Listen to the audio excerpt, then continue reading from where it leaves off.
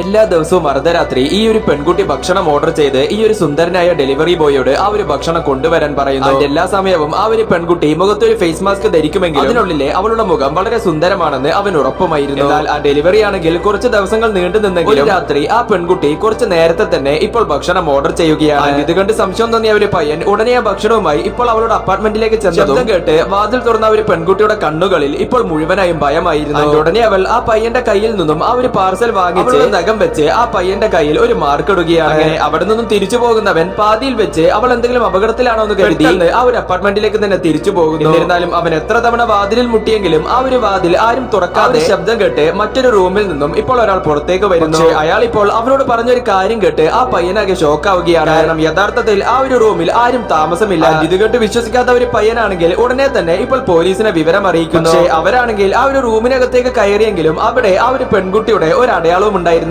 അതെ, ആ പോലീസ് ഇപ്പോൾ അവരുടെ റെക്കോർഡ് പരിശോധിച്ചപ്പോൾ റൂമിൽ മുൻപ് താമസിച്ചിരുന്നത് ആനി എന്ന ഒരു പെൺകുട്ടിയാണ്. പക്ഷേ 6 മാസത്തിന് മുൻപ് ഒരു കാർ അപകടത്തിൽ ആ ഒരു പെൺകുട്ടി മരണപ്പെട്ടതിന് ശേഷം ഒരു റൂമിൽ മറ്റാരും താമസിച്ചിട്ടുണ്ടായിരുന്നില്ല. ഇത് കണ്ടതോടെ ആ പോലീസുകാർക്ക് ആ ഒരു ഡെലിവറി ബോയ് ഹാലുസിനേറ്റ് ചെയ്യുകയാണെന്ന് സംശയം തോന്നിയെങ്കിലും പരിശോധനയിൽ ആ പയ്യനൊരു കുഴപ്പവുമില്ലെന്ന് മനസ്സിലാക്കി ദിവസം തന്നെ അവർ വീണ്ടും ആ ഒരു റൂമിൽ പരിശോധനയ്ക്കായി എത്തുന്നു. ആ ഒരു അന്വേഷണത്തിൽ ആ ഒരു നിഗൂഢമായ പെൺകുട്ടിയുടെ സാന്നിധ്യം തെളിയിക്കുന്ന ചെറിയ തെളിവുകൾ അവർക്ക് ലഭിക്കുകയാണ്. കാരണം ആ ഒരു റൂമിലാണെങ്കിൽ ആരും താമസമില്ലായിരുന്നെങ്കിലും ഫ്രിഡ്ജിൽ ചെറിയ തണുപ്പും അവിടുത്തെ ടോയ്ലറ്റ് ആണെങ്കിൽ വളരെ ക്ലിയറുമായിരുന്നു. കൂടാതെ ആ ഒരു റൂമിലെ സിസ്റ്റം പരിശോധിച്ചപ്പോൾ ആനി മരണപ്പെട്ടതിന് ശേഷം സമയങ്ങളിൽ ആ ഒരു സിസ്റ്റം മറ്റാരോ യൂസ് ചെയ്തതായി അവരിപ്പോൾ കണ്ടെത്തുകയാണ്. എന്നിരുന്നാലും ആ ഒരു പെൺകുട്ടിയിലേക്ക് അവരെ എത്തിക്കുന്ന ഒരു തെളിവുകളും അവർക്കിപ്പോൾ ലഭിക്കാത്തത് കണ്ട് ഇപ്പോൾ അവിടുത്തെ ഒരു ടേബിൾ പരിശോധിച്ചത് ആ ഒരു ഡെലിവറി ബോയ് പറഞ്ഞതുപോലെ ആ ഒരു പെൺകുട്ടി ഉപയോഗിച്ചിരുന്ന ഫേസ് മാസ്കുകൾ അവരിപ്പോൾ കണ്ടെത്തുകയാണ്. ഞെട്ടിച്ചുകൊണ്ട് അതിൽ നിന്ന് ലഭിച്ച ഒരു ഫിംഗർ പ്രിന്റ് വെച്ച് അവരിപ്പോൾ ആ ഒരു പെൺകുട്ടിയെ കണ്ടെത്തുകയായിരുന്നു.